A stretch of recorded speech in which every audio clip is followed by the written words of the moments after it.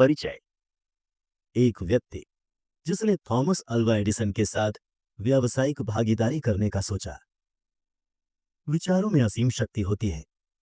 अगर इन विचारों में मकसद, दृढ़ निश्चय और मजबूत इरादे शामिल हो जाएं, तो आप दौलतमंद बन सकते हैं और वो सब कुछ हासिल कर सकते हैं जो आपने सोचा हुआ है। एडविन सी बर्न्स ने यह खोज निकाला कि कैसे विचार शक्ति से धनवान बना जा सकता है। इस खोज में सफलता पहले प्रयास में हासिल नहीं हुई, बल्कि वो धीरे धीरे प्राप्त हुई। इस महान रहस्य की खोज की शुरुआत बर्न्स की उस चाहत से हुई जो उसे महान एडिसन का बिजनेस पार्टनर बनाने के लिए जिद पर अड़े थे। बर्न्स की उस इच्छा शक्ति की सबसे बड़ी बात यह थी कि वो स्पष्ट थी कि उसे एडिसन के साथ काम करना है, न कि एडिसन के दफ्तर में काम करना है। आप बर्न्स की कहानी को ढंग से सुनिए। वो 13 नियम बेहतर समझाएंगे जो आपको दौलतमंद बनाएंगे। जब बर्न्स के मन में ये विचार आया, तब वो इस हालत में नहीं थे कि वो इस पर कोई कदम उठा सकें। उनके रास्ते में दो चुनौतियां थीं। पहली ये कि एडिसन से उनकी कभी मुलाकात नहीं हुई थी, न ही एडिसन उन्हें जानते थे। दूसरा ये कि उनके पास रेल का भाड़ा देने का इतना पैसा नहीं था कि वो ऑरेंज, न्यू जर्सी तक पहुंच सकें। ये चुनौतियां इतनी जरूरी तो थीं कि अधिकतर व्यक्तियों के आत्मविश्वास को डगमगा दे और उनकी सोच यहीं पर दम तोड़ दे। परंतु उनके इरादे इतने कमजोर नहीं थे। वो कमिटेड थे। उन्होंने हार नहीं मानी, बल्कि बिना टिकट मालगाड़ी से यात्रा करके ईस्ट ऑरेंज पहुंच गए। उन्होंने एडिसन की लेबोरेटरी में खुद का इंट्रोडक्शन दिया और कहा कि वो इस इन्वेंटर के साथ बिजनेस करने आए हुए हैं। काफी समय के बाद एडिसन ने उस पहली मुलाकात का खुलासा कुछ इस प्रकार किया था। वो मेरे सामने एक नॉर्मल टूरिस्ट की तरह खड़ा था, परंतु उसके चेहरे का तेज देखकर यह पता चल गया था कि वो जिस वजह से यहाँ आया है, उसके लिए वो कमिटेड है। इतने सालों के अनुभव में मुझे ये ज्ञान हो गया था कि अगर किसी चीज को दिल से चाहो तो सारी कायनात तुम्हें उससे मिलाने की कोशिश में जुट जाती है। मैंने भी उसके मजबूत इरादों को भांप कर उसे एक मौका दे दिया था और उसने इस बात को पूरी तरह से दिमाग में बिठा लिया था कि उसे इस सफलता को पाकर ही रहना है। धीरे धीरे उसके कामों ने यह सिद्ध कर दिया कि मैंने उसको मौका देकर कोई गलती नहीं की थी। उस नौजवान बर्न्स ने उस वक्त एडिसन से क्या कहा, यह उतना महत्वपूर्ण नहीं था जितना कि उसने इस बारे में सोचा कि उसे एडिसन के साथ में काम करना है। इस बात पर एडिसन ने भी अपनी सहमति जताई थी।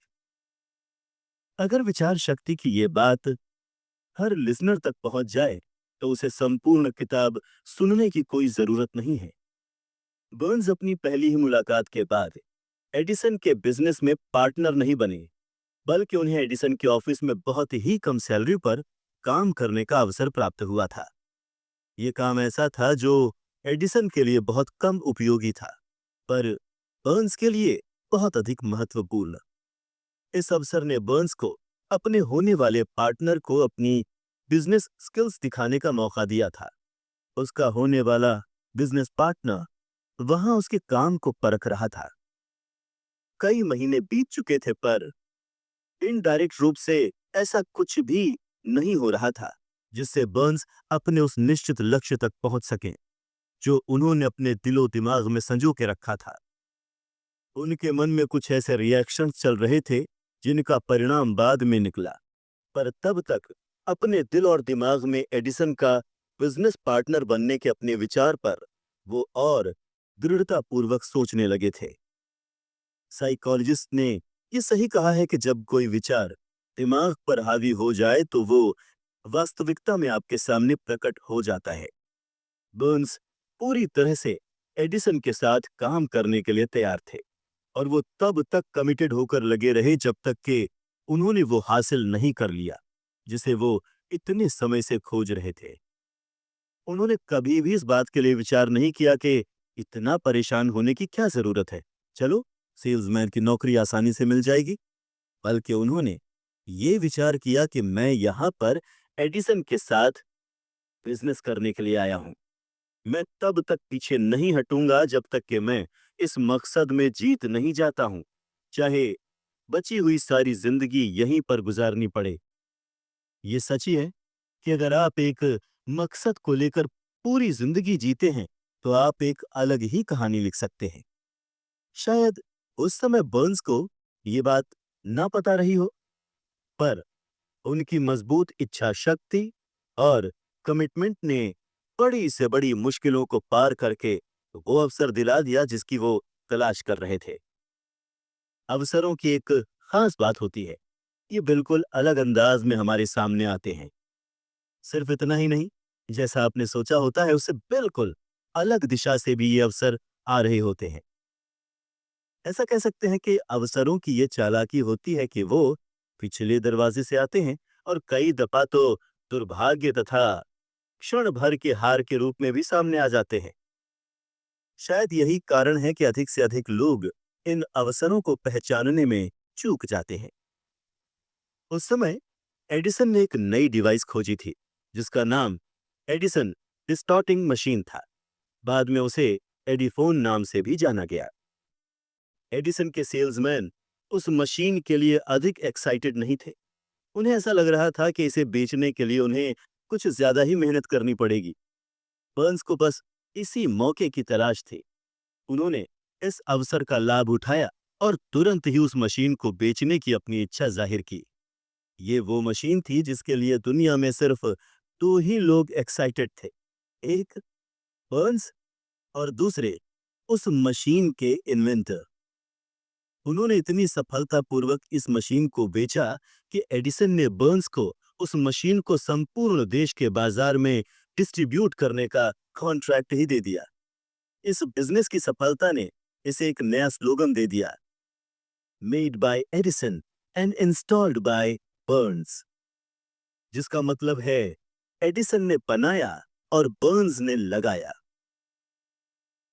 यह बिजनेस पार्टनरशिप इतनी सफल हुई कि इसने बर्न्स को बहुत धनवान बना दिया, पर इससे अधिक उन्होंने ये सिद्ध कर दिया कि अगर आप चाहें तो आप भी अमीर बन सकते हैं। असल में बर्न्स ने कितना धन कमाया, इसकी सही सही जानकारी तो नहीं है, पर यह अनुमान है कि उस समय उन्होंने 20 से 30 लाख डॉलर कमाए थे।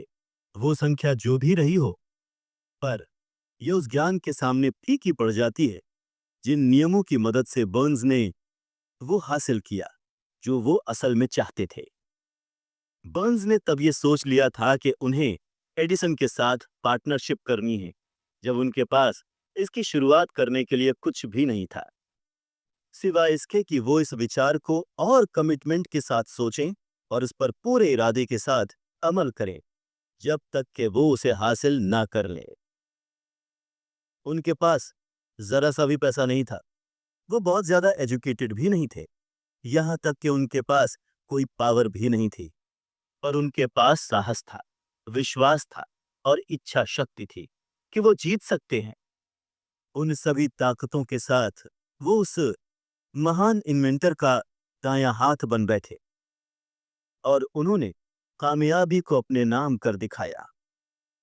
तो ये तो थी बर्न्स और एडिसन की पार्टनरशिप की कहानी, जिसमें नामुमकिन को मुमकिन कर दिखाया गया।